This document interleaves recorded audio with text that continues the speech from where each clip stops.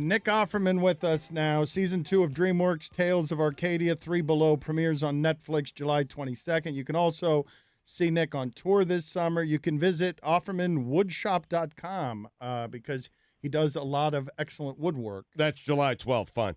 Okay, thank you, Stugotz. I appreciate it. July Yep. 12th. So Nick Offerman is with us, and he's doing stand-up as well. So I want to talk to him about that tour. Thank you for making time for us. Nick, did you have any idea that you were going to take a liking to stand-up instead of acting? No, it came as quite a surprise. I'm a theater-trained actor, and so it was during Parks and Recreation, colleges began to invite me to perform as a comedian, and I said, there are some things I would love to say to the young people, so I guess I'll become a stand-up, and I'm really enjoying it. Do you enjoy it more than acting? No, my first love still remains making people laugh and cry and catharsis with the faces I make on screen and on stage. Which is harder? That depends. I mean, the stage, you have to learn the whole show at once. But film, because you can be more meticulous and get more tries at it, things can often be more challenging. So it's kind of it's kind of two different animals. Did you model the Parks and Rec character after anyone? Like, when you started to do that, was that something that was written by the Parks and Rec people, or you decided to model it after someone? Well, it's very much a collaboration. I mean, usually in a situation like Ron Swanson, the writers are really brilliant at picking parts of my personality and writing to them. And the writers are so good that people say, "Oh, it seems as though this he must be making this up himself because it fits him so naturally." But that's mainly because the writers are so good. So I definitely brought colors of my Midwestern family and administrators that I've known over the years, and hilariously overbearing authoritarian figures like the principal from Breakfast Club and also from Ferris Bueller's Day Off. Any Taxi in there? Any Jim Ignatowski? Jim Ignatowski, I mean, Alex, what does a yellow light mean is in my blood. I think watching that show, I was very young, and so that really did inform the beginnings of my deadpan comedy. Laughter is such a huge part of your life. Working with your wife, she's funny too. Like, what are the greatest difficulties? Man, didn't you guys do a whole tour on just your sex life? We did, yeah. That was called Summer of '69, no apostrophe. That is awesome. What were the difficulties in working with her on that, or was it just a joy? Well, I'll tell you, the fortunate song. I mean, we're a married couple. Like any two people living together, we will occasionally get on each other's nerves about who left the cap off the toothpaste or what have you. But really, the hardest thing about working with my wife is two things. One is she has my emotional button more than anybody, and so keeping a straight face with funny people, you learn to sort of put up a defense mechanism. But when it's your wife, when it's the person who knows where your emotional vulnerabilities lie, she can push my buttons, and so it becomes really difficult to keep a straight face because she's so funny. And the other thing is she's just so good, especially doing a tour where we're doing songs together.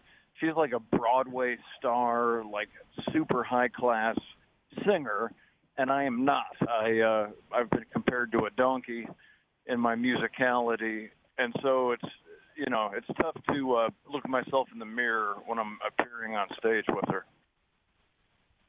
Nick, I'm wondering because I always maintain that you never know based on physical appearance who's going to be a good dancer. I've seen guys that I thought were going to be a good dancer and they're terrible, and I've seen guys who I thought were going to be lousy dancers and they turn out to be awesome. You don't come off as a guy who's a good dancer, but I am told that you are an exceptional That dancer. can't Is that be. true? That can't be. Nick, that can't be. I will immodestly say that I do have the music in me, and around my house I'm called the Lord of the Dance. That is not true.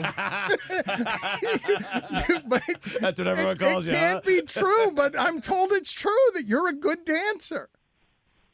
If you, I don't know if it's still up. My wife has an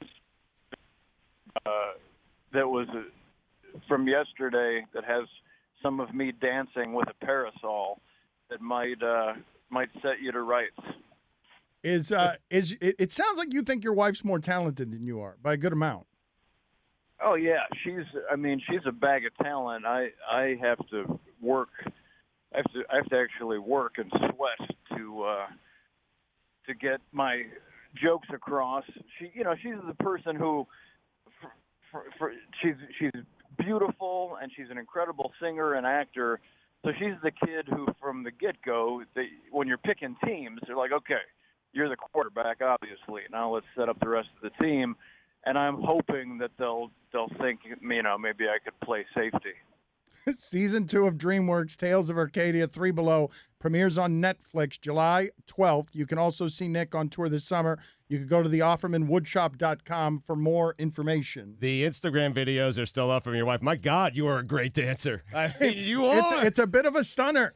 And I'm sorry that we underestimated you, but it is a bit of a stunner. My humble apologies. I take it as a compliment. It means that my acting is effective.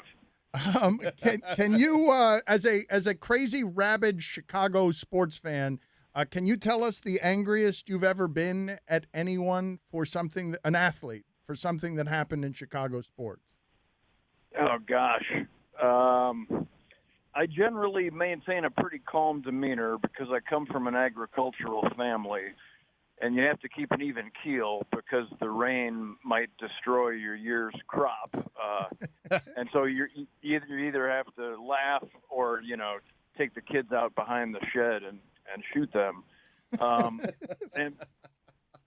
But I'll tell you what, the first thing that springs to mind, because we're at the All-Star break, is last year I was surprised there wasn't a bigger stink when Kyle Schwarber clearly won the home run derby. But Bryce Harper had his dad cheating on his behalf and throwing him pitches before the last one had landed, which is clearly a violation of the rules. I'm a fan of those champion athletes, but you got to play by the rules. Cheater. Tell us about what are you tapping into with DreamWorks Tales of Arcadia 3 Below? Again, season 2 premieres Netflix July 12th. What are you tapping into there? Well, it's an adjunct to the very popular Troll Hunters show, and when Guillermo del Toro calls you on the phone and says, "Nick, I would like you to play this incredible Varvatos Vex." I really think that I'm playing this guy. He's sort of the bodyguard to the two main characters, played by Tatiana Maslany and Diego Luna. He's this guy who's like, he's an alien who comes to Earth, and they have to disguise themselves as Earthlings. And for some reason, the algorithm turns this guy who's like, he's like a Schwarzenegger character or The Rock or something. They turn him into a feeble old man. So it's like The Rock in the body of like Martin Short if he was 90 years old. Very good. Thank That's you. a perfect way to sell That it, is a man. good way to sell it. I want to watch that. Nick, thank you so much for being on with us. Really enjoy your work.